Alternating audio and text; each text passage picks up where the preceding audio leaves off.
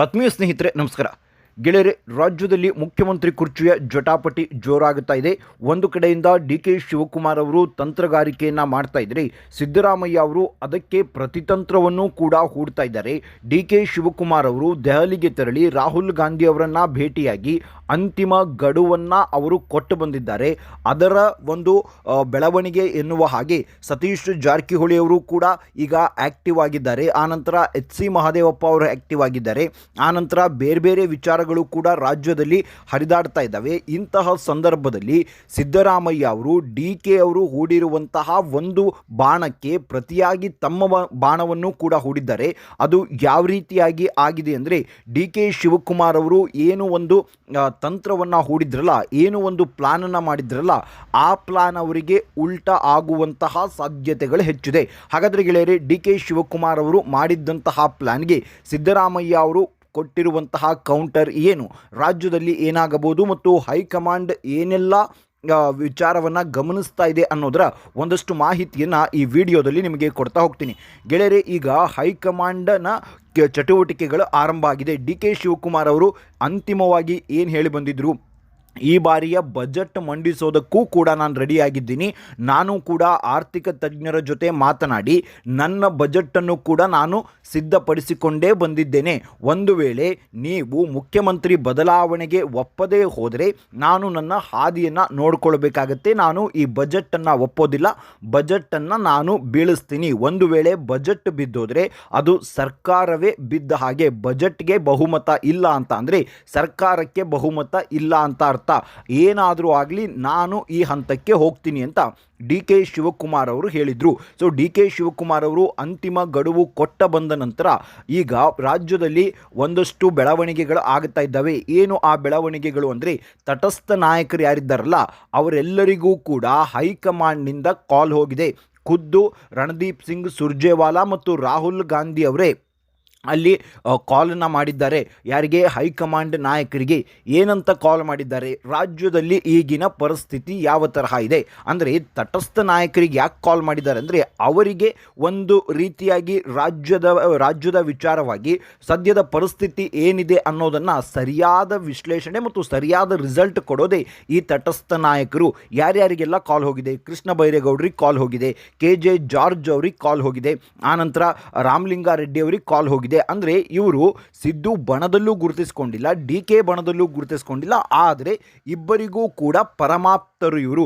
So ಹಾಗಾಗಿ ಇವರೆಲ್ಲರಿಗೂ ಕೂಡ ಹಿರಿಯ ನಾಯಕರಿಗೆ ಕಾಲ್ ಹೋಗಿದೆ. ಸೊ ಅಲ್ಲಿಂದ ಬಂದಂತಹ ಉತ್ತರವನ್ನೂ ಕೂಡ ಅವರು ಪಡೆದುಕೊಂಡಿದ್ದಾರೆ ಹೈಕಮಾಂಡ್ ನಾಯಕರು.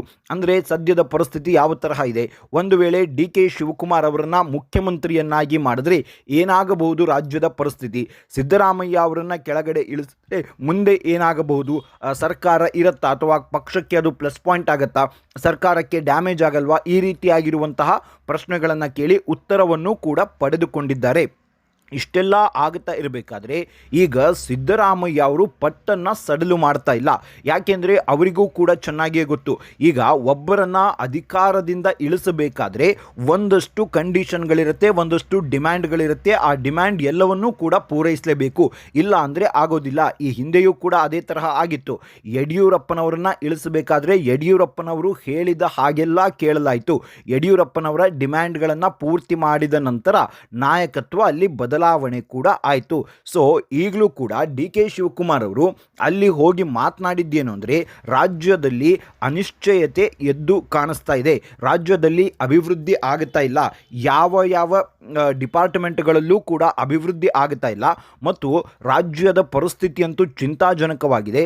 ಇಂತಹ ಸಂದರ್ಭದಲ್ಲಿ ನಾಯಕತ್ವ ಬದಲಾವಣೆ ಅನಿವಾರ್ಯ. ಕೇವಲ ನಾವು ಗೊಂದಲದಲ್ಲಿಯೇ ಇದ್ದೇವೆ, ಹಾಗಾಗಿ ಗೊಂದಲವನ್ನು ಕ್ಲಿಯರ್ ಮಾಡಿಬಿಡಿ.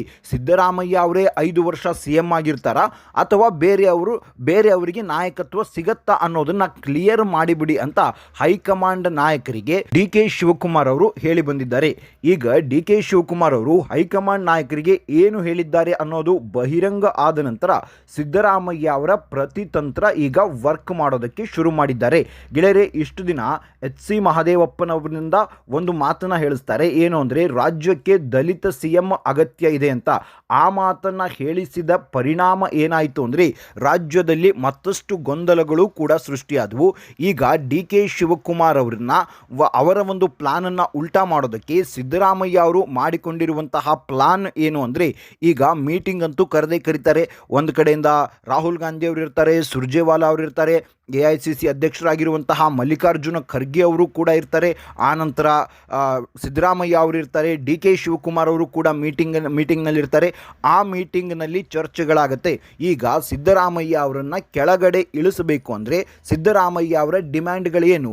ಈ ಒಂದು ಹಂತ ಬಂದೇ ಬರುತ್ತೆ. ಪ್ರತಿಯೊಂದು ರಾಜಕೀಯ ಪಕ್ಷದಲ್ಲಿಯೂ ಕೂಡ ಈ ಹಂತ ಬಂದೇ ಬರುತ್ತೆ. ಸೊ ಸಿದ್ದರಾಮಯ್ಯ ಅವರನ್ನು ಇಳಿಸಬೇಕಾದ್ರೆ ಆಗುವಂತಹ ಅಂದರೆ ಅವರು ಕೇಳುವಂತಹ ಡಿಮ್ಯಾಂಡ್ಗಳು, ಅವರು ಏನಾದರೂ ಕೇಳಬಹುದು. ಯತೀಂದ್ರ ಅವರಿಗೆ ಬಲಿಷ್ಠವಾಗಿರುವಂತಹ ಸ್ಥಾನಮಾನವನ್ನು ಕೇಳಬಹುದು. ಆನಂತರ ತಾನು ಹೇಳಿದವರೇ ಸಚಿವ ಸಂಪುಟದಲ್ಲಿ ಹೆಚ್ಚಾಗಿ ಇರಬೇಕು ಅಂತಾನೂ ಹೇಳ್ಬೋದು ಸಿದ್ದರಾಮಯ್ಯ ಅವರು. ಆನಂತರದಲ್ಲಿ ಸತೀಶ್ ಜಾರಕಿಹೊಳಿ ಅವರನ್ನ KPCC ಅಧ್ಯಕ್ಷರನ್ನಾಗಿ ಮಾಡಿ ಅಂತಲೂ ಕೂಡ ಹೇಳ್ಬೋದು. ಅದು ಅಲ್ಲದೆ ಒಂದು ಹೆಜ್ಜೆ ಮುಂದೆ ಹೋಗಿ ನಾನು ಹೇಳಿದವರೇ CM ಆಗಲಿ, ರಾಜ್ಯಕ್ಕೆ ಸದ್ಯಕ್ಕೆ ಒಬ್ಬ ಡಮ್ಮಿ CM ಬರಲಿ, ಆದರೆ ಆಡಳಿತ ಅದೆಲ್ಲವೂ ಕೂಡ ಡಿ ಕೆ ಶಿವಕುಮಾರ್ ಅವರು ನೋಡ್ಕೊಳ್ಳಿ ಅಂತ ಹೇಳಿ ಹಿಂದ್ಗಡೆಯಿಂದ ಅಂದರೆ ಈಗ ಯಡಿಯೂರಪ್ಪನವರು ಯಾವ ರೀತಿಯಾಗಿ ಬೊಮ್ಮಾಯಿ ಅವರ ಕೈಯಿಂದ ಆ ಒಂದು ಆಡಳಿತ ಅದೆಲ್ಲವನ್ನು ನಡೆಸಿದ್ರಲ್ಲ, ಅದೇ ರೀತಿಯಾಗಿ ಒಬ್ಬ ಡಮ್ಮಿ CMಗಳ ಕಡೆಯಿಂದ ಸಿದ್ದರಾಮಯ್ಯ ಅವರು ಒಂದು ಆಡಳಿತ ನಡೆಸುವಂತಹ ಪ್ಲಾನ್ ಕೂಡ ಹಾಕಬಹುದು. ಏನು ಬೇಕಾದರೂ ಆಗಬಹುದು ಗೆಳೆಯರೆ ರಾಜಕೀಯದಲ್ಲಿ. ಈ ಹಿಂದೆಯೂ ಕೂಡ ಪ್ರಬಲವಾದಂತಹ ಹೆಸರುಗಳು ಕೇಳಿ ಬಂದಿತ್ತು ಯಡಿಯೂರಪ್ಪನವರನ್ನು ಕೆಳಗಡೆ ಇಳಿಸುವಂತಹ ಟೈಮ್ನಲ್ಲಿ. ಆ ಸಮಯದಲ್ಲಿ ಬೇರೆ ಬೇರೆ ಹೆಸರುಗಳು, ದೊಡ್ಡ ದೊಡ್ಡ ಹೆಸರುಗಳು ಕೂಡ ಕೇಳಿ ಬಂದವು. ಆದರೆ ಯಾರೂ ಕೂಡ ನಿರೀಕ್ಷೆ ಮಾಡದ ಹಾಗೆ ಬೊಮ್ಮಾಯಿ ಅವರು ಮುಖ್ಯಮಂತ್ರಿ ಅಂತ ಹೈಕಮಾಂಡ್ ಅನೌನ್ಸ್ ಮಾಡ್ತು. ಯಾಕೆ ಅಂದರೆ ಯಡಿಯೂರಪ್ಪನವರು ಹೇಳಿದ್ದಕ್ಕೆ, ಇಲ್ಲ ಅಂದರೆ ನಾನು ಬಿಟ್ಟು ಕೊಡುವ ಮಾತೇ ಇಲ್ಲ ಅಂತ ಯಡಿಯೂರಪ್ಪನವರು ಹೇಳಿದರು. ಈಗ ಸಿದ್ದರಾಮಯ್ಯ ಅವರು ಅವರ ಒಂದು ಆ್ಯಕ್ಟಿವಿಟಿಗಳನ್ನ ಗಮನಿಸ್ತಾ ಇದ್ದರೆ, ಸಿದ್ದರಾಮಯ್ಯ ಅವರು ಕೊಡುವಂತಹ ಸ್ಟೇಟ್ಮೆಂಟ್ಗಳು ಮತ್ತು ಅವರ ನಡೆಯನ್ನು ಗಮನಿಸ್ತಾ ಇದ್ದರೆ ಅವರು ಕೂಡ ಇದನ್ನು ಈಸಿಯಾಗಿ ಬಿಟ್ಟು ಕೊಡೋದಿಲ್ಲ. ಯತೀಂದ್ರ ಅವರಿಗೆ ಪ್ರಬಲವಾಗಿರುವಂತಹ ಖಾತೆಯನ್ನೇ ಕೇಳ್ತಾರೆ. ಆನಂತರ ಮುಂದೆ ಯತೀಂದ್ರ ಅವರ ರಾಜಕೀಯಕ್ಕೆ ಬೇಕಾಗಿರುವ ದಾರಿಯನ್ನು ಸುಲಭ ಮಾಡಿಕೊಡಬಲ್ಲಂತಹ ಕೆಲವು ಬೇಡಿಕೆಗಳನ್ನು ಇಡ್ತಾರೆ. ಆನಂತರವಾಗಿ ತಾವು ಹೇಳಿದವರೇ CM ಆಗಬೇಕು ಅಂತ ಒಬ್ಬ ಯಾರಾದರೂ ಡಮ್ಮಿ CMನ ತಂದು ಕೂರಿಸ್ತಾರೆ. ಹಿಂಗೇನಾದರೂ ಆಗಿಬಿಡ್ತು ಅಂದರೆ ಅದು ಡಿ ಕೆ ಶಿವಕುಮಾರ್ ಅವರಿಗೆ ದೊಡ್ಡ ಶಾಕ್. ಯಾಕೆಂದರೆ ಗೆಳೆಯರೆ, ಒಂದು ಕಡೆಯಿಂದ ಮುಖ್ಯಮಂತ್ರಿ ಸ್ಥಾನವೂ ಇರೋದಿಲ್ಲ. ಮುಖ್ಯಮಂತ್ರಿ ಬದಲಾವಣೆಯನ್ನು ಕೇಳಿದ್ಯಾಕೆ ಡಿ ಕೆ ಶಿವಕುಮಾರ್ ಅವರು? ಸಿದ್ದರಾಮಯ್ಯ ಬಿಟ್ಟರೆ ನೆಕ್ಸ್ಟ್ ಪ್ರಭಾವಿ ಅಂತ ಇರೋದು ನಾನೇ, ನನಗೆ ಮುಖ್ಯಮಂತ್ರಿ ಸ್ಥಾನ ಸಿಗತ್ತೆ ಅಂತ ಕೇಳಿದ್ದಾರಲ್ವಾ. ಈಗ ಅದೇ ಸಿಗಲಿಲ್ಲ ಅಂದರೆ ಓಕೆ ಅನ್ನಲೇಬೇಕಾಗತ್ತೆ. ಡಿ ಕೆ ನೀವು ಹೇಳಿದ ಹಾಗೆ ನಾಯಕತ್ವ ಬದಲಾವಣೆ ಮಾಡ್ತಾ ಇದ್ದೀವಿ, ಸಿದ್ದರಾಮಯ್ಯ ಅವರು ಒಪ್ಪಿದ್ದಾರೆ, ಸೊ ಹಾಗಾಗಿ ಅವರ ಬೇಡಿಕೆಗಳನ್ನು ಈಡೇರಿಸಬೇಕು ಅಂತ ಡಿ ಕೆ ಶಿವಕುಮಾರ್ ಅವರಿಗೆ KPCC ಅಧ್ಯಕ್ಷರಾಗಿ ಮುಂದುವರಿರಿ, ಮುಂದೆ ನೋಡ್ಕೊಳ್ಳೋಣ ಅಂತ ಹೇಳಿದ್ರೆ ಓಕೆ. ಅಥವಾ KPCC ಅಧ್ಯಕ್ಷ ಸ್ಥಾನವೂ ಕೂಡ ಹೋಯಿತು ಅಂದರೆ ಡಿ ಕೆ ಅವರ ಪವರ್ ಕಂಪ್ಲೀಟಾಗಿ ಕಳೆದು ಹೋಗುತ್ತೆ.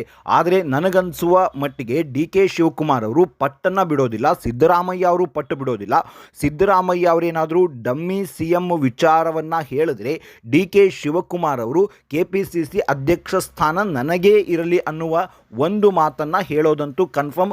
ಗೆಳೆಯರೆ, ಏನು ಬೇಕಾದರೂ ಆಗಬಹುದು. ಮಾರ್ಚ್ ಮೊದಲ ವಾರದಲ್ಲಿ ಹೈಕಮಾಂಡ್ ಜೊತೆ ಮೀಟಿಂಗ್ ಅನ್ನುವಂತಹ ಸುದ್ದಿ ಬಂದಿದೆ. ಇದು ಗೆಳೆಯರೆ ರಾಜ್ಯದಲ್ಲಿ ಆಗ್ತಾ ಇರುವಂತಹ ರಾಜಕೀಯ ವಿದ್ಯಮಾನಗಳ ಬಗ್ಗೆ ಒಂದಷ್ಟು ಮಾಹಿತಿ. ಮುಂದಿನ ವಿಡಿಯೋದಲ್ಲಿ ಮತ್ತಷ್ಟು ಮಾಹಿತಿಯ ಜೊತೆಗೆ ಬರ್ತೀನಿ. ಅಲ್ಲಿವರೆಗೂ ಜೈ ಹಿಂದ್, ಜೈ ಕರ್ನಾಟಕ.